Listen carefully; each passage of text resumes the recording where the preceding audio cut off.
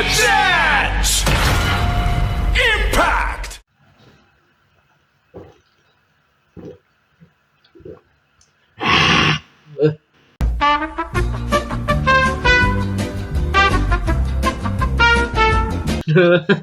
Baru bangun.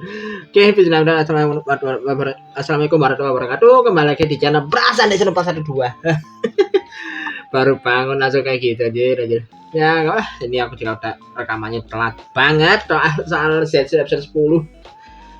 Karena ya singkat kata banyak banget masalah minggu ini yang lagi aku hadapi, jadi aku masih bener-bener sulit banget nyari momen yang pas dan juga sulit banget ngembaliin mood buat rekaman. Dan ini mumpung aku lagi bagus moodnya, masih belum bagus-bagus sama sih, tapi at least sudah rada mendingan aku di rekaman sekarang aja. Ya udah, langsung bahas aja sebelum moodku hilang lagi. Aku akan langsung bahas Kamen Densetsu episode 10 dengan misi yang baru ya, to get back the national secret. Dan di sini aku kira jadi kayak asisten pelukis atau gimana, ternyata dia jadi jadi housekeeper ternyata di mimpi yang dia datangi kali ini. Jadi kan dia jadi housekeeper di sebuah rumah milik Atsumi Taro namanya, yang kalau biasanya kayak seorang kolektor barang seni lah jadi bang, yang ya cuma ya buat suruh bersih rumah kayak biasa, kayak tugas housekeeper pada umumnya lah ya. Dan ada juga Nemu di sini, ternyata di ini Nemu berperan jadi kayak patung koleksinya Pak Taro. Jadi kayak ya bukan ya kita kayak ya tahu kan patung polisi yang dipajang gitu ya, itu Nemu pernahnya di situ ternyata. Lucu juga ini mimpinya Pak Taro, dia kayak bermimpi punya patung yang mirip Nemu gitu, tapi beneran ada di mimpinya. Dan pas si Baku lagi beberes rumah, tiba-tiba dia dikejutkan sama teriakannya Pak Taro ya. Ternyata dia kaget karena salah satu lukisannya dia, salah satu koleksi lukisan dia itu hilang dari tempatnya. Dan karena kenapa dia bisa sepanik itu, karena ada rahasia yang tersembunyi di sana, yang tersembunyi di lukisan itu, yang dimana Pak Taro itu takut itu kebongkar. Nah, ini rahasia apa ini? Jadi yang ini bakal jadi misteri utama yang harus diselidiki Baku di misi kali ini. Dan singkatnya udah si Baku nyoba nyelidiki TKP di sana dengan zetsu license-nya dia, dan dia melihat pas dia ngarahkan zetsu license-nya ke arah lantai ya, dia melihat ada semacam kayak bekas jejak kaki samar-samar gitu, yang bentuknya kayak kayak seperti debu atau gumpalan bulu-bulu halus gitu. Nah itu kayak karena mencurigakan, dari sama Baku diikuti karena ternyata jejak kakinya ini ke arah luar rumah, bahkan sampai keluar pagar. Jadi diikuti terus sampai dia tiba di suatu tempat. Ini tempatnya cukup ikonis sih, karena ini tempat syuting ini pakai tempat yang sama kayak tempat syutingnya Kamen Rider Gabu dulu pas ini waktu si Soma sama Hanto ketemu sama Pokajadak yang pas gelut di ke jembatan gitu. Nah itu mirip tempatnya kayak di situ deh. Jadi pas mereka sampai ke sana, tiba-tiba mereka dihalang sama si Nox dan Nox bilang kalau untuk Baku tuh nggak melanjutkan penyelidikannya dia. Dan Baku juga kan dihikap basi, dia langsung minta ke si Nox buat ngebalikin recovery capsule yang udah ditiru sama Nox kan ya. Bahkan bener-bener langsung buka basi loh si Baku bilangnya. Tapi ya sama Nox nggak dipeduliin. Bahkan dia bilang kalau kamu nggak butuh barang itu. Seperti itu loh.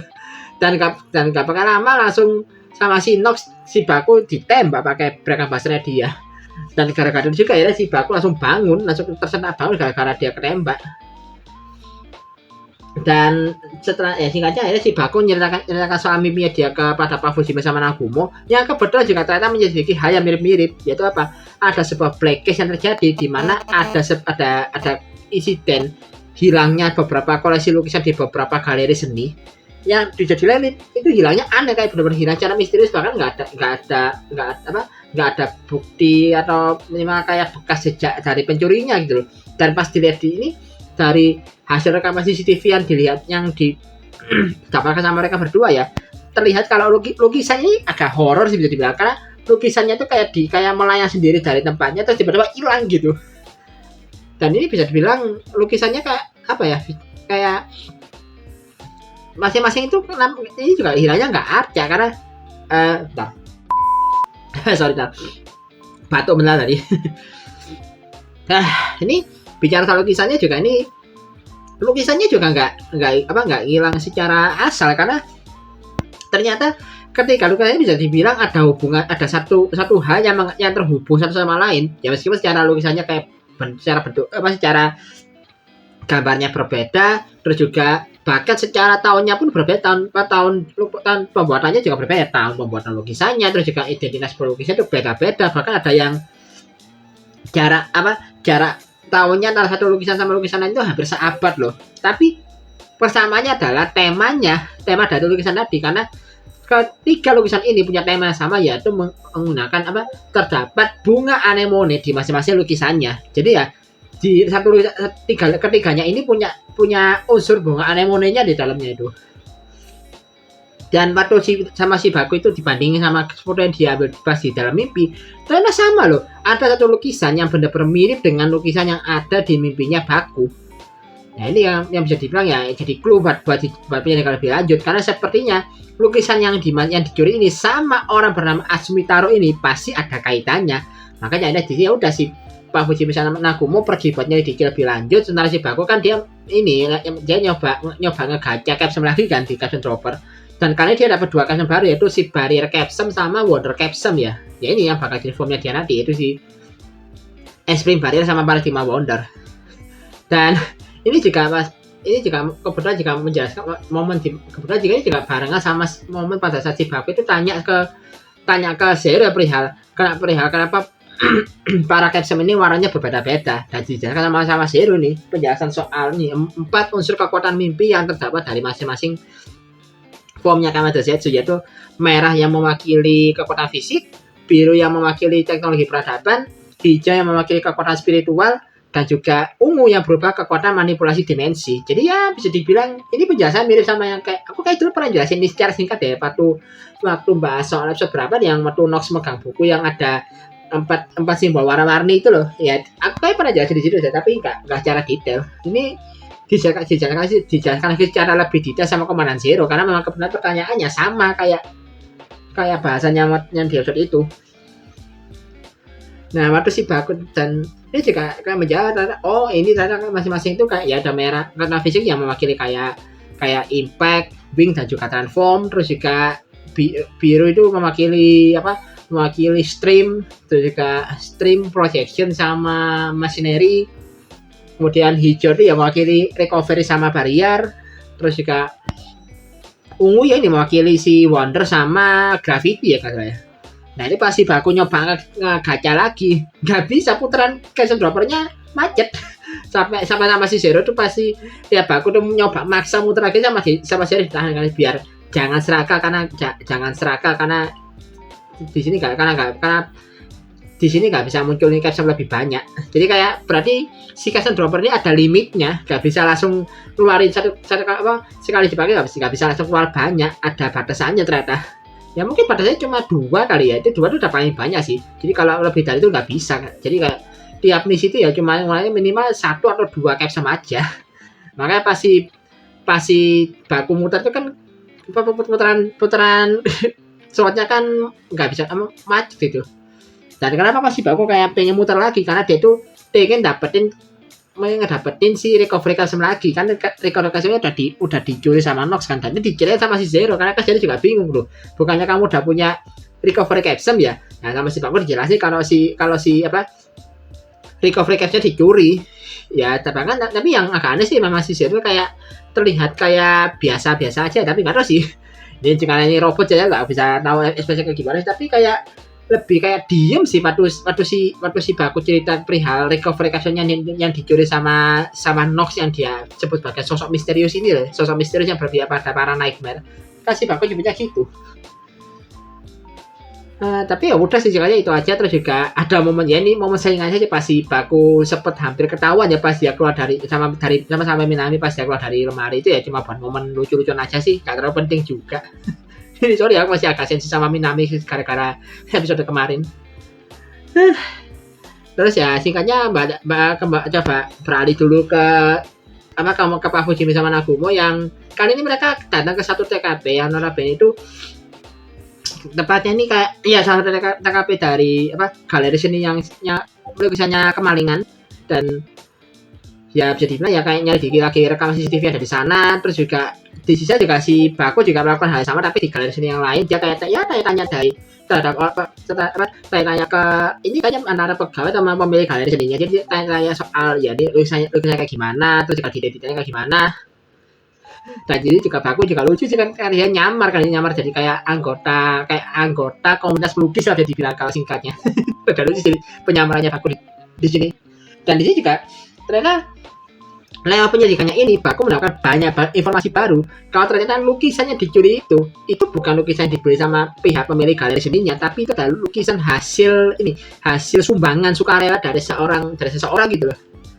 Makanya kayak bisa dibilang ini lukisan benar spesial banget karena ini hasil sumbangan gitu. Dan katanya ini yang cukup mengejutkan ya, karena waktu si Baku tanya siapa yang menyumbangkan lukisan ini, si orang ini, si pegawai, si orang yang si narasumbernya ini bilang kalau orang yang menyumbangkan ini adalah Odaka Kensei alias Nox. Nah, nyambung di sini antara satu hal dengan hal yang lainnya. Dan juga ada satu momen di mana ada orang katanya ada seseorang yang bilang kalau dia adalah kolektor seni yang benar-benar ngotot banget, bahkan maksa buat beli lukisan yang bersangkutan ini, tapi sama pihak galeri seninya kan ditolak karena kan ini adalah barang sumbangan, jadi nggak dijual. Tapi suara ini datang terus berkali-kali ngotot banget buat lukisannya biar bisa dia beli. Ya karena berarti orang kaya banget sampai dia itu bisa beli lukisan mahal gitu loh. Cuma ya sama pihak galeri seninya tetap berkali-kali ditolak gitu, tapi dia tetap ngotot gitu. Dan ternyata orang itu adalah ya si Pak Taro di dunia nyata. Jadi ya ini mulai nyambung di sini. Dan akhirnya udah di sini Baku melaporkan semua ini ke Pak Fujimi, dan juga akhirnya ya bahkan ini perihal juga Odaka Kensei ini sempat dibilang juga ke si Baku, dan ya otomatis si Pak Fujimi langsung wajahnya berubah loh pas dia dengar nama Odaka Kensei. Ya ini kan memang mantan bawaannya dia yang udah resign kan soalnya, makanya dia langsung mukanya langsung berubah gitu, bahkan kayak jadi lebih serius mukanya si Pak Fujimi gara-gara ini. Terus juga akhirnya juga udah mereka aja menjadikannya lagi sama antara Pak Fujimi sama Nagumo, tapi juga sebenarnya si Nagumo udah ngasih berkasnya Odaka Kensei ke Baku buat diselidiki juga gitu. Nah pas si Baku baca itu dan dia lihat foto dari Odaka Kensei, kaget dong dia karena ternyata fotonya itu mirip dengan fotonya Odaka Kensei mirip dengan orang yang selama ini dihadapi di dalam mimpi. Nah ini orang yang mencuri captionnya dia alias si Nox. Kaget dong si Baku sih, loh kok ada Nox sih. Terus juga ada momen di mana ini dari hasil penyelidikan dan juga mungkin bisa dengan hasil penyelidikan digital yang dilakukan sama si Nagumo ya, ternyata ada satu momen yang mereka dapatkan, yaitu ada semacam kayak semacam itu kayak ini postingan tweet dari Pak Taro di media sosial yang dia tuh kayak kalau terjemahnya sih kalau begini ya, seni itu abadi. Kita harus menemukan mahakarya tersebut apapun caranya.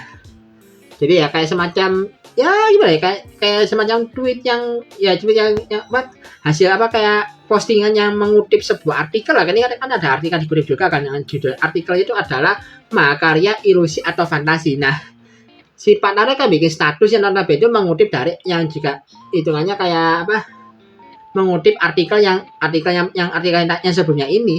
Nah kebetulan pas dia di kolom komentarnya ternyata ada satu orang yang namanya itu nama akunnya Yoru ya, kalau yang dalam bahasa Jepang artinya malam. Jadi aku nyebutnya Yoru aja sih biar gampang. Itu dia komen kayak membalas komen postingannya si Pak Taro, dan bahkan dia kayak ngasih kode buat Pak Taro ajakan buat saling nge-follow, buat saling sharing via DM lah bisa dibilang.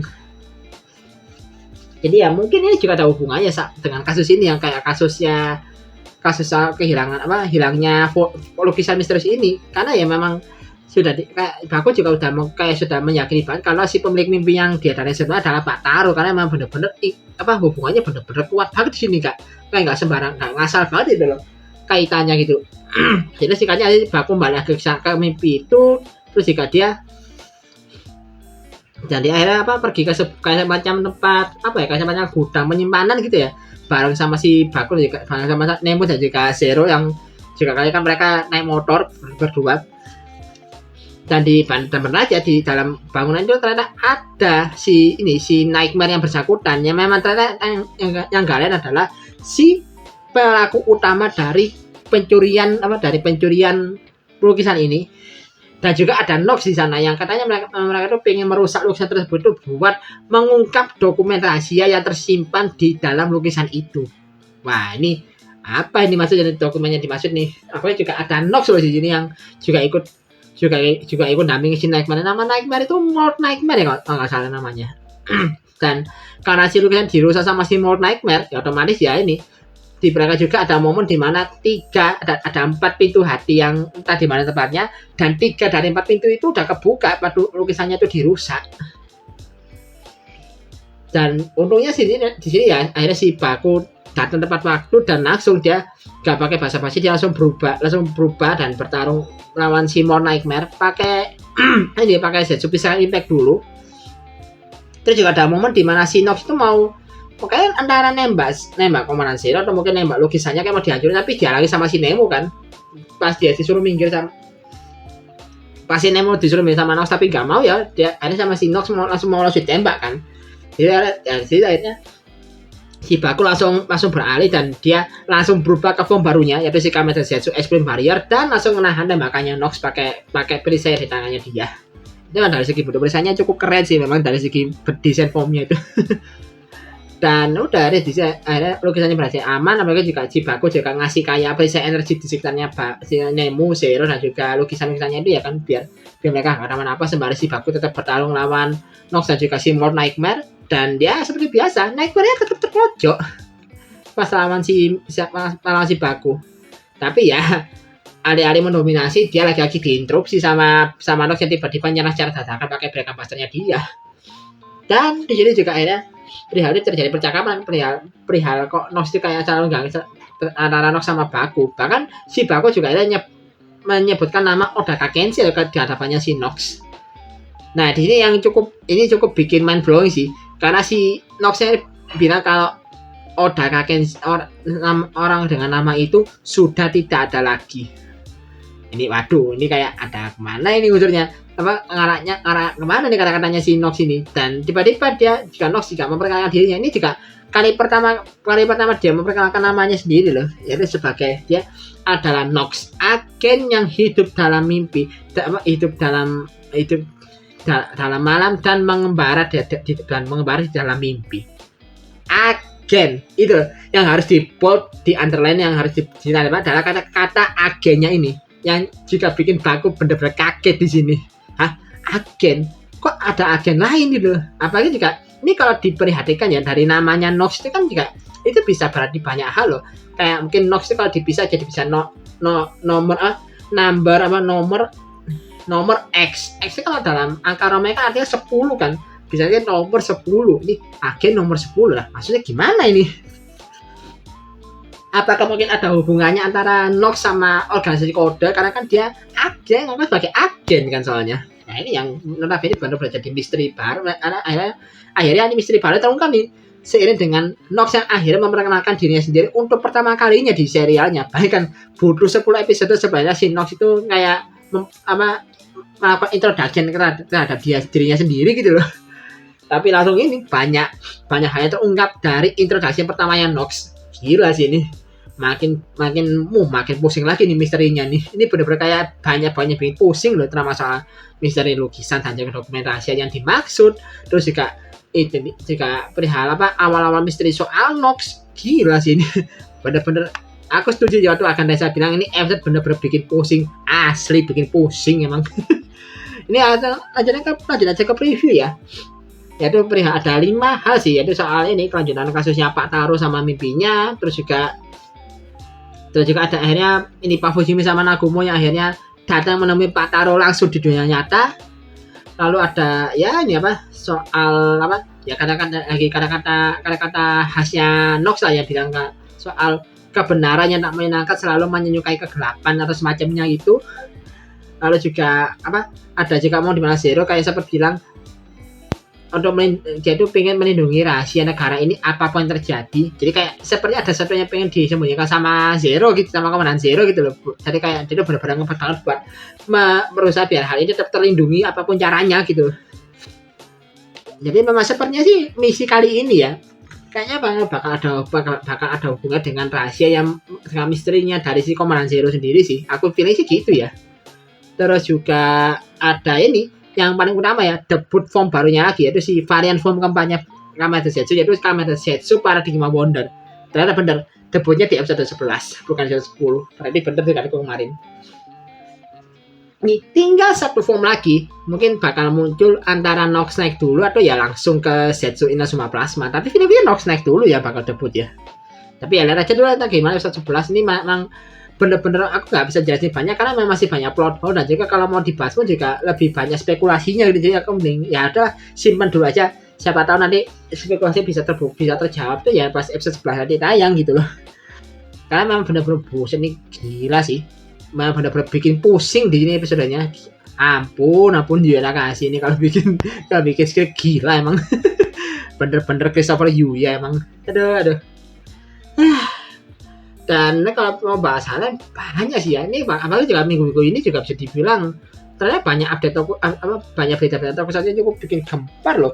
Perihal ini ya, aku review dua di antaranya yang memang benar-benar bikin gempar ya. Pertama soal pemerannya Sumino alias Gojo Unicorn yang akhirnya di recast jadi si Dako aku yang jadinya dulu jadi si Oni Sister di Dawn Brothers. Kemudian yang paling bikin heboh kemarin adalah soal Gaban Metal Heroes yang karena bakal dikembalikan lagi dengan ini seri pertama itu adalah bisa dibilang seri lanjutan atau mungkin versi terbaru dari Gaban. Itu gila sih, rame ya kemarin itu perihal info soal Gabannya karena bakal dibuat baru lagi di era Reiwa ini. Jadi ya ini kayak bener-bener kayak semakin kayak memperjelas kalau memang Super Sentai mau di replace sama Metal Heroes gitu loh.